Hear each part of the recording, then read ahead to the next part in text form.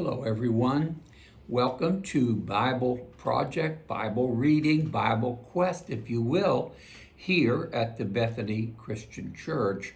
We've been reading some of the wisdom books, and in particular, we have been reading the book of Proverbs, and I think you will have found that an interesting book. Plus, you will have found some familiar sayings in it because throughout most of the book of Proverbs are sayings that many of us grew up with hearing from our teachers or our Sunday school teacher, our school teachers, our pastors, and certainly our parents and or grandparents.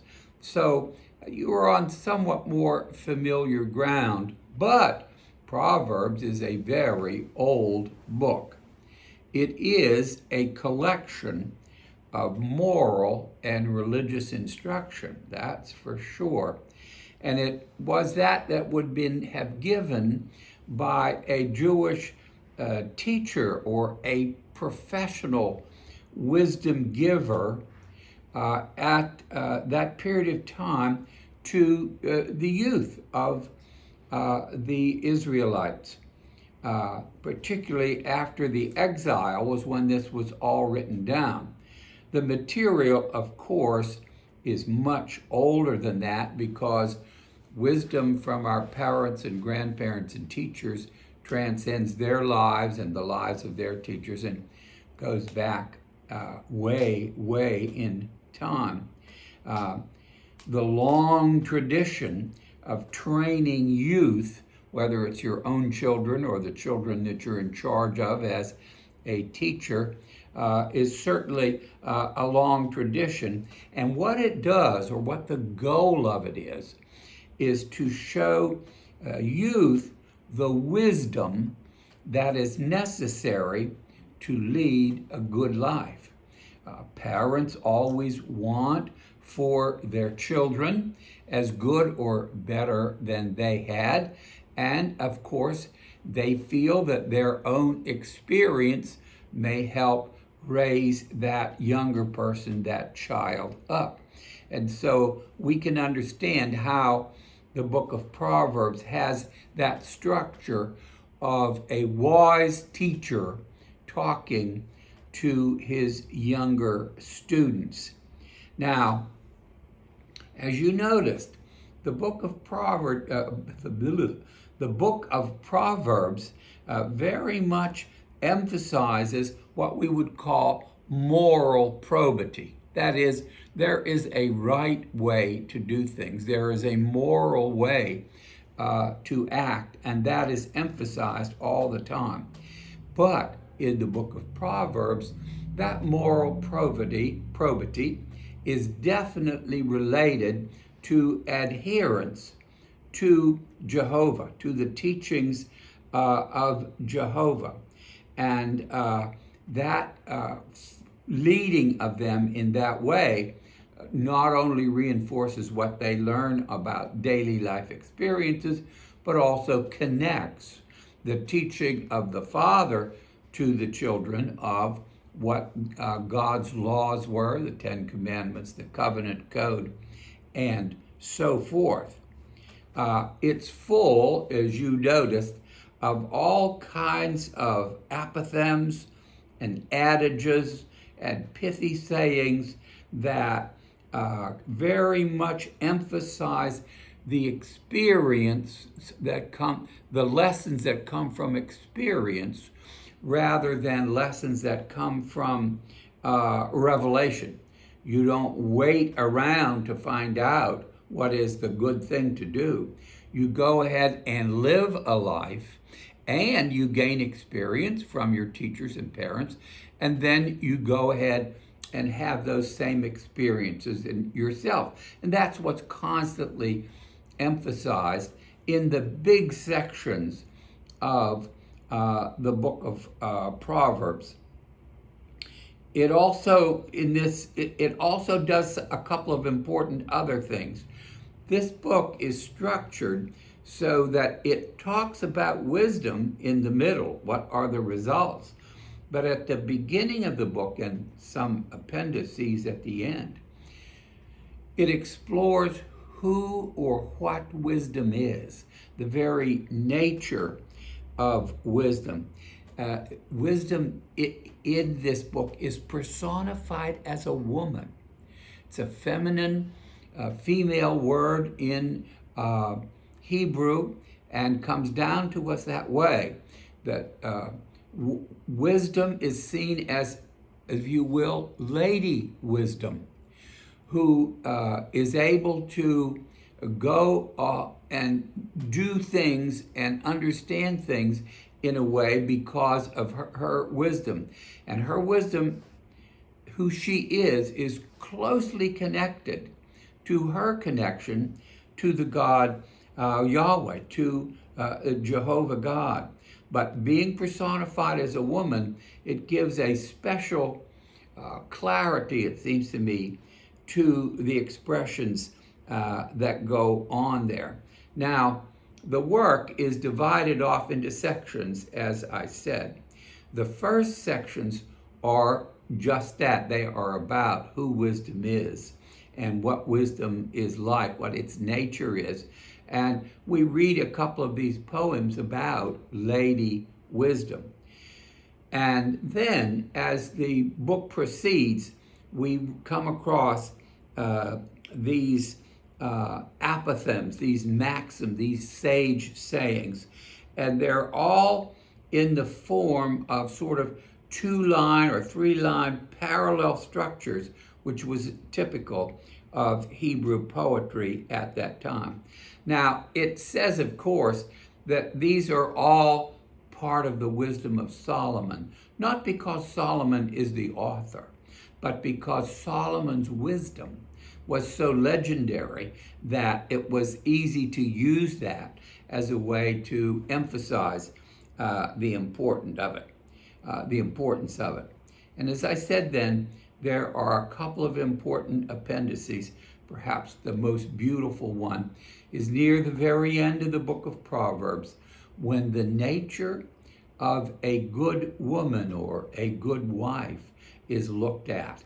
And it's a beautiful expression of a wise working woman who supports her husband and family by the way she does things with them. And that indeed is part of the joy of it. Also, a very beautiful section where a queen mother is telling her son, who is to be king, the way he should live and conduct his life. Well, as you were reading through, I am sure you found places that were either memorable to you because you heard them in the past, or they're going to become memorable to you now because you have seen them written out in such attractive form. And that's pretty much the nature of the book of Proverbs. It's easily called to mind because of its poetic structure. So in many ways, it's the ideal example of what we call a wisdom book in the Tanakh, in the Old Testament. Now, I want to change gears and switch over to where we're going next. And we're going to be taking a look at an indeed strange book that's in the wisdom books, and it's called the book of Ecclesiastes. And it's an interesting book. When you see it at first, you might be a little bit bewildered by it, but here's the structure that you're looking for. First, there are really two speakers in here. There's the author of the whole book, who only sort of appears at the beginning and the end, but in the middle part, the so-called teacher. Sometimes Ecclesiastes is subtitled the preacher. I think, from my own knowledge, it would be better subtitled the teacher rather than the preacher, although obviously the roles overlap in real life. But anyway, the important idea is that the author introduces us to the teacher, and then that teacher begins a most unusual thing. It's not so much as a book of instruction as it's a philosophical book that looks at the nature of the whole of the world, of the universe and the people in it, in a very questioning and very interesting manner. And throughout it, we come across a word that's used 30, 40 sometimes. It's usually translated as the word vanity. Sometimes it's translated as nothingness, but a better, perhaps direct from the Hebrew translation of it would be smoke. The smoke that looks like it's real, but when you reach out, you can never quite get your hands on it. Because the teacher in Ecclesiastes, that's the word he uses to describe the nature of everything that we do. We try to do the right, and it comes out wrong. We try to do the wrong, and it may come out right. We don't know whether to live for pleasure or whether to live for hard work, but Monday keeps coming back anyway, whether we're going to always just look forward to Friday and the partying time or whatever. These are the expressions that the teacher seems to use in the book. But all the time, no matter what we do, no matter what way we look at things, he comes back to that word. The word in Hebrew is hevel, and it means it's smoke, it's nothingness. You can't grasp it. He has a long disquisition on the nature of death near the end of this book, and you'll see it, and it's pretty much a downer. This book can be a downer if you don't read the whole thing to get the sense of it. But in his disquisition there about death, he says everything ends up just as death. No matter what happens, no matter how hard you try, in 100 years, nobody will remember your name or what you did. The only thing it'll be there is that mountain is still going to be there. But the things we do are going to be gone. Hevel, hevel, hevel, nothingness, smoke, and so forth.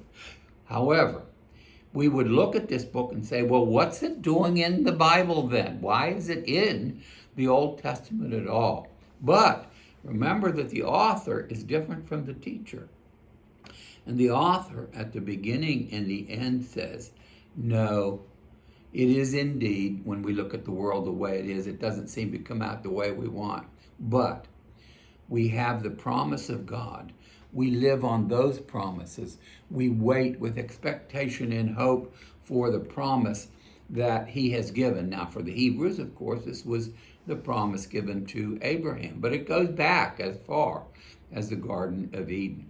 So, you've got some interesting reading to do. It'll be a sort of a downer for you when you're reading Ecclesiastes, but stay with it, and remember what happens at the beginning and the end. At the beginning, he says, vanity, vanity, nothing except vanity.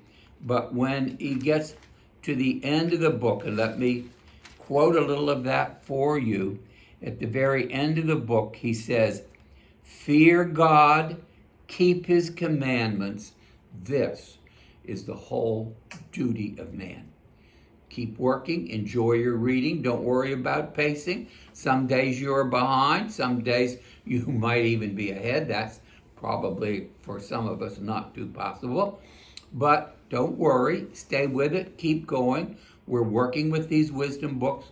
We're going to be looking at some of the post-exilic prophets, the great Isaiah and Daniel and Jeremiah and so forth.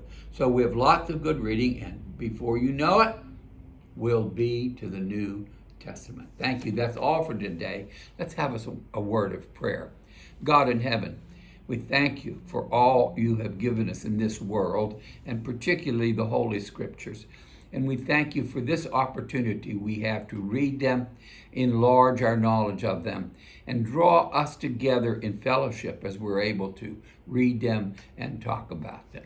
This prayer we ask in your Son's blessed name. Amen.